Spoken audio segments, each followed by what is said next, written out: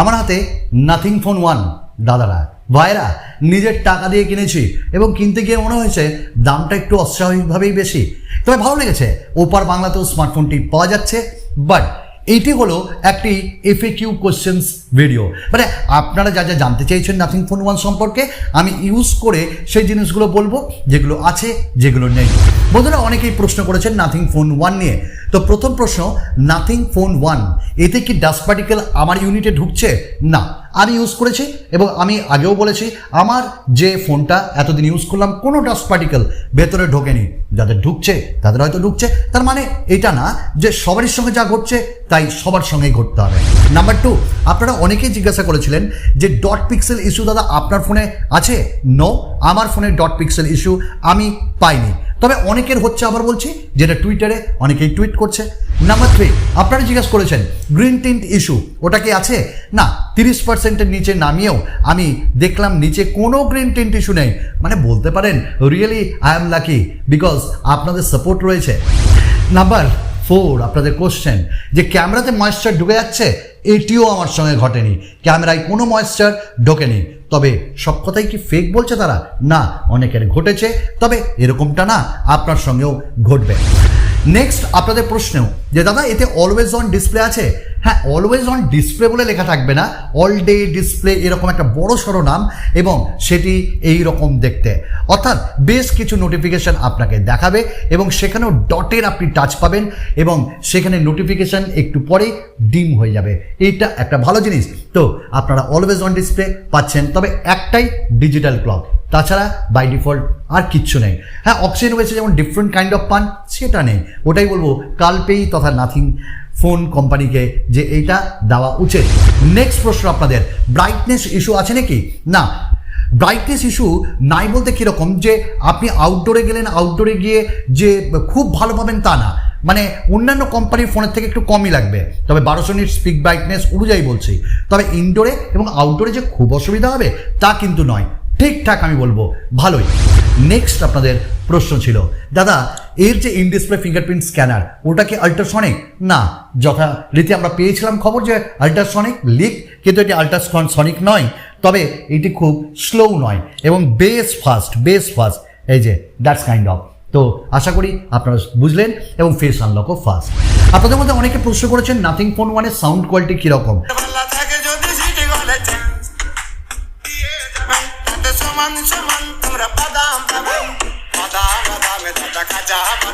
ওকে, তো আপনারা শুনলেন।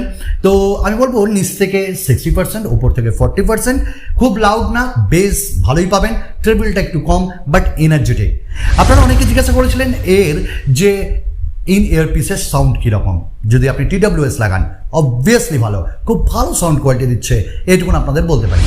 নেক্সট আপনারা জিজ্ঞাসা করেছিলেন দাদা এর ব্যাটারি কতটা ভালো দিচ্ছে। দেখুন, আমি মোটামুটি 1.5 দিনের ব্যাটারি ব্যাকআপ পেয়েছি। আমি ইউটিউব করেছি, আমি নেটফ্লিক্স, অ্যামাজন প্রাইম এবং হটস্টার এই OTT প্ল্যাটফর্মগুলো দেখেছি। তার সাথে সাথে আমি গেমিং করেছি BGMI, এবং সব দিক থেকে আমি বলবো 1.5 দিনের ব্যাটারি ব্যাকআপ আপনাকে দেবে। বাট আপনি যদি খুব বেশি ইউজার হন তাহলে বলবো 1 দিনের, আপনি নিশ্চিত থাকুন। নেক্সট প্রশ্ন করেছেন দাদা এতে তো 33 ওয়াটের ফাস্ট চার্জিং সাপোর্ট করে, তাহলে কি আমাকে এই ফোনের চার্জার দিয়েই করতে হবে না অন্যান্য ফোনের হাই চার্জার দিয়েও আমি করতে পারবো? কোনো ক্ষতি হবে না। আপনি যদি 33 ওয়াট দিয়ে করেন করুন, যদি আপনি বেশি ওয়াটের চার্জার দিয়ে করুন বা করেন তাহলে বলবো যে ক্ষতি হবে না, যতটুকু নেওয়ার ততটুকুনি নেবে। যেমন আমি IQ3 এই স্মার্টফোনটা চার্জার দিয়ে চার্জ করছিলাম, 1 ঘন্টা 10 থেকে 15 মিনিটের মধ্যে আমার চার্জ কমপ্লিট, এবং এটা কোনো ক্ষতি করবে না। নেক্সট 15 ওয়াটের ওয়্যারলেস চার্জিং। হ্যাঁ, আপনি ওখানটায় নিজেকে মানে আপনি যদি এই ফোনটা থেকে অন্য ফোনকে চার্জ করতে চান সেখানে আপনি ওটাকে কাস্টমাইজ করতে পারবেন। 15 ওয়াটের ওয়্যারলেস চার্জিং এবং 5 ওয়াটের আপনি রিভার্স চার্জিংও পাবেন, এবং সেখানে কাস্টমাইজেশনেরও জায়গা আছে। দাদা high refresh rate 120 hertz, 90 hertz, 60 hertz এরকম ব্যাপার আছে? না, এটা বাই ডিফল্ট 120 হার্টস থাকলে 120 হার্টস, আপনি যদি কমাতে চান তাহলে ওটা অটোতে চলে আসবে। তো এখানে ওই রকম করে আমরা বিভিন্নভাবে চেঞ্জ করতে পারবো। নেক্সট আপনাদের প্রশ্ন ছিল দাদা পারফরমেন্স কেমন?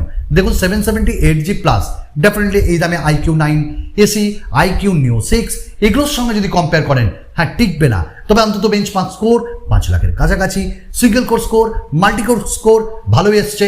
আপনার ডে টু ডে ইউসেজে কোনো পরিবর্তন হবে না। আপনি হেভি অ্যাপস ইউজ করুন, আপনি ভিডিও রেন্ডারিং করুন, ভিডিও এডিট করুন, কোনো অসুবিধা নেই। এবং প্রত্যেকটা অ্যাপস কিন্তু মেমোরিতে থাকছে, যেখান থেকে ছাড়ছেন সেখান থেকে ও ধরছে, তো এখানে ভালো। তবে হ্যাঁ, পারফরমেন্স আমরা বিজেএমআই খেলেছি, ভালো দিয়েছে, হাই-ফাই সেটিংসে খেলেছি, এবং এখানটায় যে আমরা যে পিএস সেটাও 50 থেকে 55-এ পেয়েছি। এবং সবথেকে ভালো কথা, গরমকাল তবু এর হিটিং ইস্যু আমরা পাইনি, এটা একটা দুর্দর্শ ব্যাপার। তো পারফরমেন্স আপনাকে অপটিমাইজড পারফরমেন্স দেবে, এইটা কিন্তু আপনি মাথায় রাখবেন। তবে হ্যাঁ, 870 XXI এরা তো ভালোই। নেক্সট আপনাদের দাদা এটা জলে টলে গেলে কিছু হবে নাকি? হ্যাঁ, IP53 সার্টিফাইড এই স্মার্টফোনটি, অর্থাৎ এটি রেসিস্ট্যান্ট, তো প্রুফ নয়, জল থেকে কিছুক্ষণের জন্য বাঁচাবে। তবে এই ফোনটা নিয়ে ওই কৃতিত্ব দেখাতে যাবেন না, কারণ ফোনটা নিয়ে এমনি চর্চা, কন্ট্রোভার্সি, তো এসব করবেন না। নেক্সট ক্যামেরা কেমন দেখুন, rear camera definitely Sony IMX sensor দিয়ে 50 মেগাপিক্সেলের অসাম আউটপুট দেবে আপনাকে, এবং আপনাকে যে পোর্ট্রেট মোড সেটাও দুর্ধর্ষ দেবে, এবং এজ ডিটেকশন ভালো, কালার ন্যাচারাল পাবেন, ডাইনামিক রেঞ্জ খুব সুন্দর, এবং তার সাথে এক্সপোজার ভালো মেনটেন করছে, এইচডিআরও ভালো। তবে হ্যাঁ, আল্ট্রা ওয়াইড একটু মনে হবে এই দামটা ঠিক না, আর একটু ভালো দেওয়া উচিত ছিল। 50 মেগাপিক্সেলের স্যামসাং জেন 1 আপডেটে ঠিক হয়ে যেতে পারে, তবে ম্যাক্রো নিয়ে চিন্তা করবেন না, দুর্দর্শ।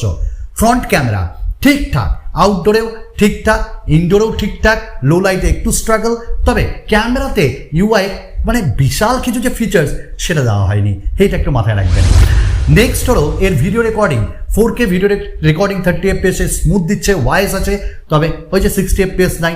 ফুল এইচডিতে 60 FPS, আবার ফ্রন্ট ক্যামেরায় ফুল এইচডি 60 FPSও করতে পারবেন, বাট 4K নাই। ওয়াইস কিন্তু ভালো কাজ করেছে, এটা আমি বলবো। 3টে মাইক্রোফোনের কাজ কি? 3টে মাইক্রোফোনের কাজ, ভিডিও রেকর্ডিং করার সময় নয়েজকে যতটা পাচ্ছে ক্যান্সেল করছে, আপনারটাকে নিচ্ছে, সাউন্ড কোয়ালিটি সুপার দিচ্ছে, এটাই ব্যাপার। ভিডিও লাইটও জ্বলবে।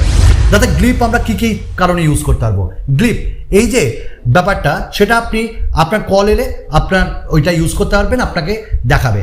দ্বিতীয়ত ডিএনডি মোড, আপনি উল্টে দিলে এটা কাজ করবে।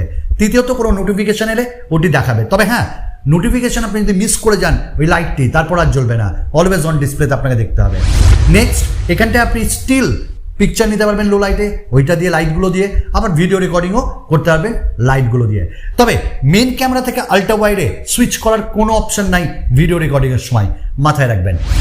নেক্সট আপনাদের প্রশ্ন ছিল যে দাদা এই স্মার্টফোনটিতে কল কোয়ালিটি কেমন? বাম্পার, মানে নিঃসন্দেহে আপনি বলতে পারি ভালো। 4G plus career aggregation support করছে, এবং প্রত্যেকটি টাইম 4G প্লাস ছিল। নেক্সট 5Gর 12টা ব্যান্ড সাপোর্ট করে, দ্যাট মিনস এইটা ফিউচারিস্টিক। নেক্সট আপনারা জিজ্ঞাসা করেছিলেন যে দাদা এই স্মার্টফোনটি যে ইউজ করব কতদিনের জন্য? দেখুন, 4 বছরের জন্য তো আপনি সিকিউরিটি প্যাচ আপডেট পাচ্ছেন, 3 বছরের জন্য তো অ্যান্ড্রয়েড 12 আপনারা অবশ্যই পাচ্ছেন, মেজর আপডেট অ্যান্ড্রয়েড 15 পর্যন্ত। তো ওভারঅল এই স্মার্টফোনটি আপনি অনেক দিনই ইউজ করতে পারবেন। তবে এই 900 এলইডির জন্য যে আপনার ব্যাটারি খুব যাচ্ছে না, তা কিন্তু না। এবং ব্যাটারি পারফরমেন্সও খুব ভালো, আগেই বলেছি, 1.5 দিনের ব্যাটারি ব্যাকআপ এবং 1 দিনের ব্যাটারি ব্যাকআপ আপনি পাবেন। দেন স্মার্টফোনটা নেব না নেব না, দেখুন আপনাদের প্রত্যেকটা প্রশ্নের উত্তর দিয়েছি, এবং এই স্মার্টফোনটিতে কল রেকর্ডিংও আছে, তবে অন্যজন শুনে ফেলবে ওই কল রেকর্ডিং, এবং ভিডিও কল আপনি করতে পারবেন। দেখুন স্মার্টফোনটি আপনি নিতে পারেন, তেমন কোনো অসুবিধা নেই। তবে এই দামে অনেক ভালো স্মার্টফোন, অনেক ভালো প্রসেসর দিয়ে পাওয়া যাচ্ছে, তবে এর কিছু ইউনিক ফিচার্স সেগুলো হয়তো মিস করবেন। চলুন আরও একটা নতুন ভিডিওতে আপনাদের সকলের সঙ্গে দেখা হবে। ধন্যবাদ।